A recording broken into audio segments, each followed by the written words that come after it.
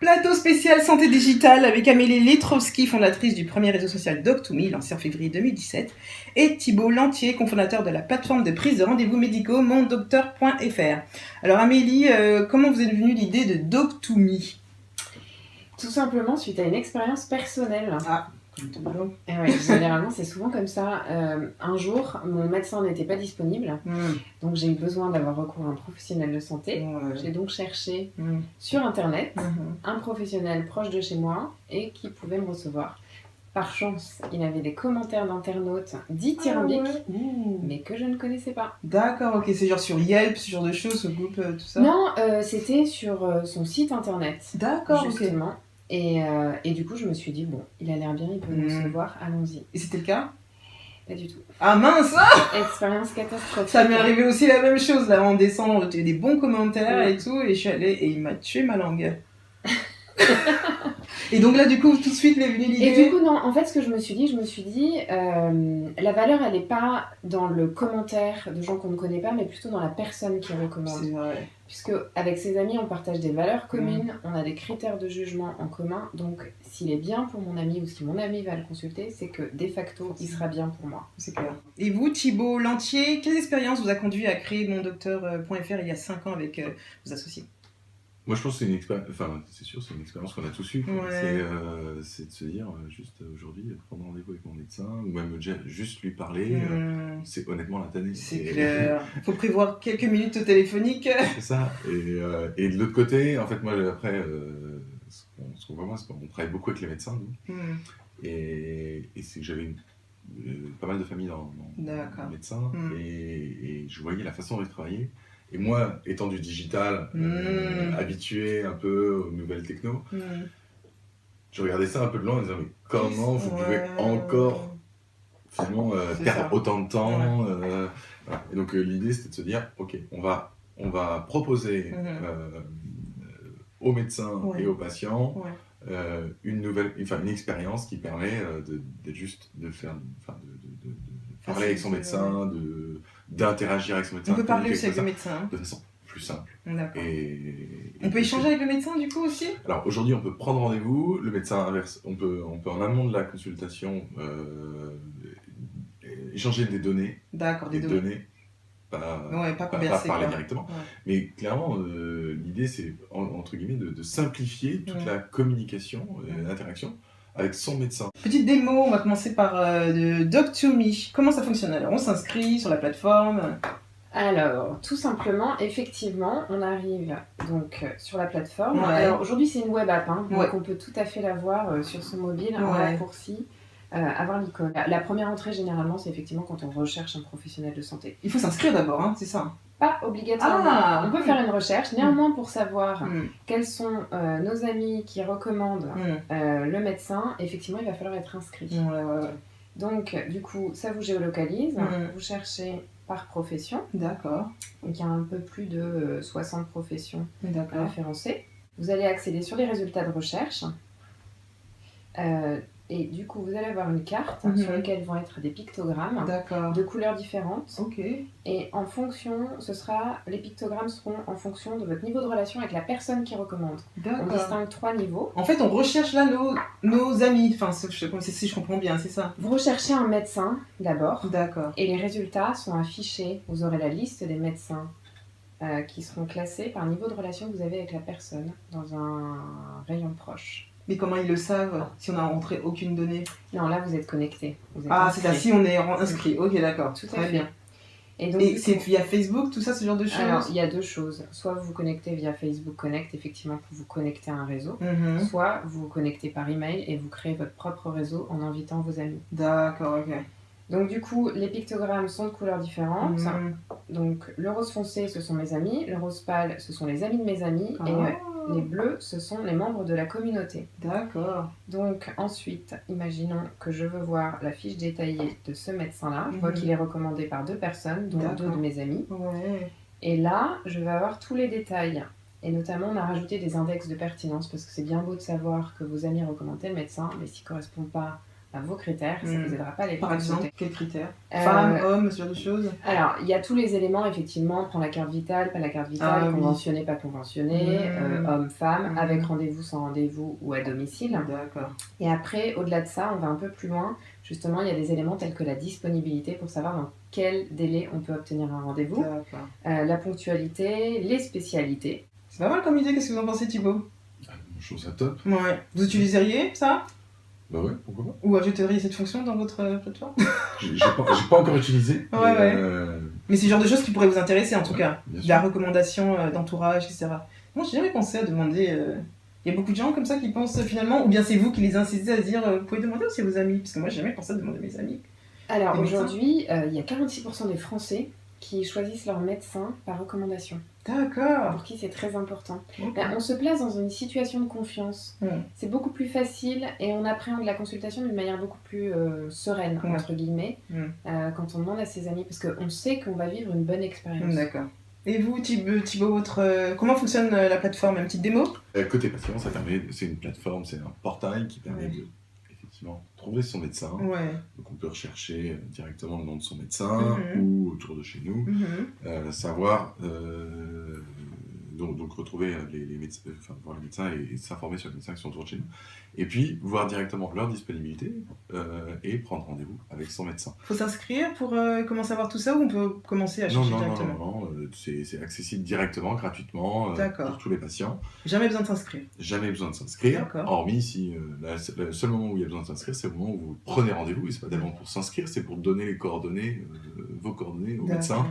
Quand vous prenez rendez-vous, il faut donner votre nom, prénom, numéro de téléphone, rien de...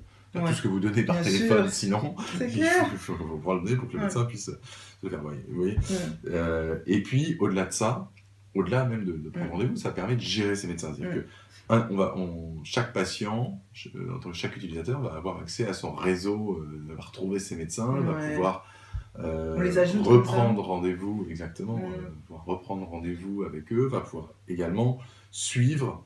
On peut laisser des propres commentaires aussi, ou pas? Genre dire, voilà, j'ai pas trop aimé ce médecin, fais attention quand tu prends rendez-vous la prochaine avec lui. On se parle à soi-même, quoi. Ouais, mais aujourd'hui, non, on laisse pas de commentaires pour la bonne et simple raison que ça pose une problématique réelle de éthique. Est-ce qu'un patient est capable de juger un médecin? Oui, mais je parle pour nous-mêmes, des notes. Non, alors ça on ne permet pas non plus. Ah, d'accord. Maintenant, rien ne vous empêche de le mettre dans votre téléphone. Si vous avez oublié que... vous avez plein de plateformes, tout ça. Ok. Non. Mais par contre, ce qu'on va permettre, c'est aussi de retrouver tout son historique et puis éventuellement de partager des documents avec son médecin, inversement. Comme quoi de recevoir, que ton médecin partage des documents, des dossiers. Ordonnance. Un compte rendu, une ordonnance, un certificat médical. Voilà, que tu puisses le retrouver directement, éventuellement le repartager avec quelqu'un. Ça, c'est cool, ça. Et donc lui pourra aussi le partager avec d'autres médecins? Exactement. D'accord. Donc il faut que ça soit ultra sécurisé, votre plateforme. Hein. Ça l'est.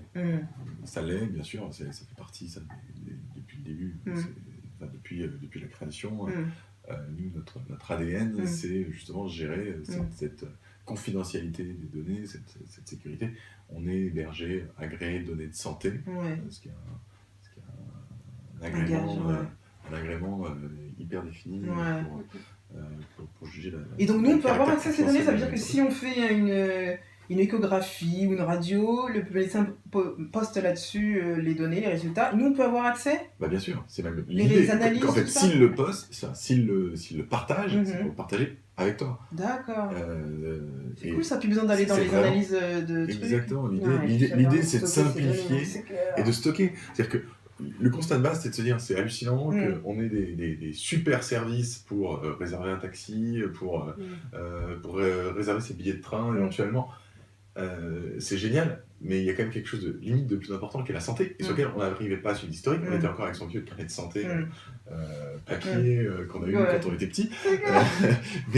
Mais donc l'idée, c'est de pouvoir au final simplifier à la fois le parcours et puis recours à l'information, historiser ces infos, les retrouver, les repartager facilement. Voilà. Et ce qu'on essaye de faire. Et on peut recommander aussi, du coup, simplifier pour le patient et pour le médecin. Et on ne peut pas recommander. Non, il faut passer par... Il faut faire une association. Exactement. Est-ce que du fait aussi que sur Mon Docteur, vu qu'on peut avoir toutes les données, dossiers d'un patient, est-ce qu'on peut, par exemple, un médecin peut faire une ordonnance directement là-dessus et aller à la pharmacie, on a juste à venir à sa carte vitale et dire voilà, j'ai eu l'ordonnance aujourd'hui. Le rêve. Voilà. On n'en est pas loin, mais aujourd'hui, en fait, pour des questions réglementaires, il y a encore quelques petits problèmes. Ça, c'est une problématique administrative, j'ai envie de dire. Française. Voilà, un peu française. Mais clairement, c'est évident que si on se parle entre nous, qu'on ait tous envie de se dire, ben voilà, je parlais d'Apple tout à l'heure en boutique. Quand on sort de chez le médecin, on a directement sur son téléphone automatiquement l'ordonnance, la pharmacie, on la monte, s'il reste des médicaments, exactement. De la même façon que quand on va chez Apple, on sort, on a le ticket qu'on reçoit directement. Voilà, c'est simple, c'est rapide. Il y a le Wi-Fi qui vous accueille de l'autre côté de la rue. Ça, c'est clair, c'est le rêve. C'est clair. Peut-on, par exemple, sur Mon Docteur, prévenir quand on arrive en retard via des options, par exemple de 5, 10, 15 minutes par SMS, ou le médecin peut-il alerter son client s'il est en retard sur sa journée afin que les patients n'attendent pas des heures, car ce sont des problématiques aussi qui existent. Hein. Clairement.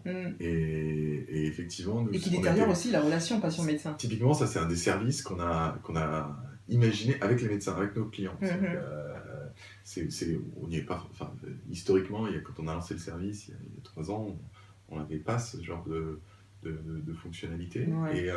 Et en parlant avec eux, en travaillant avec eux, on s'est aperçu que c'était une tannée. Justement. Et tendance, pour eux, c'était aussi une galère. Et donc, on leur a permis, on leur a développé des fonctionnalités pour permettre aux médecins, en un clic, de prévenir ses patients. Alors, un patient ou toute la liste des patients de l'après-midi, par exemple, qui ont du retard, qui peuvent venir peut-être 20 minutes. C'est possible, hein? Ah ouais, c'est possible, bien sûr. Ils le font tous les jours. Ah surtout, bon? au-delà de ça, c'est qu'ils le font.